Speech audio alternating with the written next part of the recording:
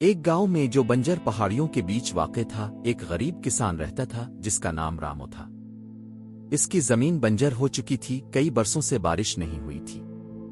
صرف تھوڑی سی سوکھی مٹی اور بے آواز دعائیں ہی اس کے پاس بچی تھیں۔ ہر صبح وہ سورج نکلنے سے پہلے اٹھتا، شاید آسمان مہربان ہو جائے۔ اس کا بیل مر چکا تھا، ہل پرانا ہو چکا تھا، لیکن اس نے ہار نہیں مانی۔ امو اپنی بیمار ماں اور 7 سالہ بیٹی مینا کے ساتھ رہتا تھا۔ اس کی بیوی کئی سال پہلے وفات پا چکی تھی۔ اب وہی مینا کا ماں بھی تھا اور باپ بھی۔ اس کی ماں کو شدید کھانسی تھی، لیکن دوا کے لیے پیسے نہیں تھے۔ ایک دن گاؤں کا ساہوکار بھولا سیٹھ دروازے پر آ گیا۔ رامو، بہت دیر ہو گئی ہے، 10 دن میں قرض واپس نہیں کیا تو تیری زمین میری ہو جائے گی، اس نے کہا۔ رامو خاموشی سے سر ہلا گیا۔ وہ زمین صرف مٹی کا ٹکڑا نہیں تھی، یہ اس کے باپ کی نشانی تھی۔ شام کو جب رامو کھیت سے واپس آ رہا تھا، اس نے ایک بوڑھے آدمی کو نیم کے پیڑ کے نیچے بیٹھے دیکھا۔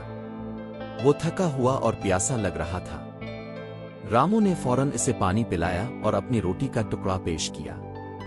بزرگ نے شفقت سے اسے دیکھا اور کہا، تاؤ خود تھوڑا رکھتا ہے مگر دوسروں کو دیتا ہے، تجھے اس کا صلہ ضرور ملے گا۔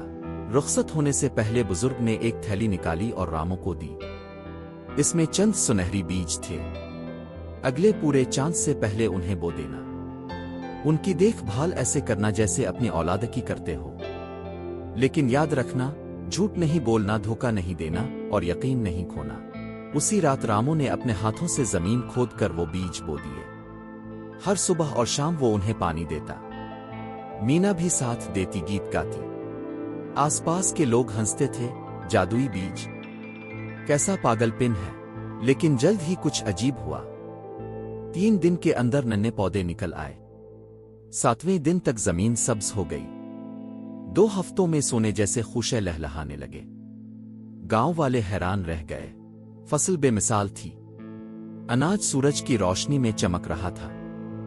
دور دراز کے شہروں سے تاجر آئے، داگنے دام دینے کو تیار تھے۔ رامو نے سارا قرض اتار دیا، گھر مرمت کروایا اور 2 بیل خرید لیے۔ رامو نے بھوک کے دنوں کو نہیں بھلایا۔ اس نے غریبوں میں اناج تقسیم کیا، گاؤں کے راستے اور کنویں ٹھیک کروائے اور ایک چھوٹا اسکول بنوایا جہاں مینا اور دوسرے بچے پڑھنے لگے۔ اس کی نیکی نے سب کو متاثر کیا اور پورا گاؤں بدلنے لگا۔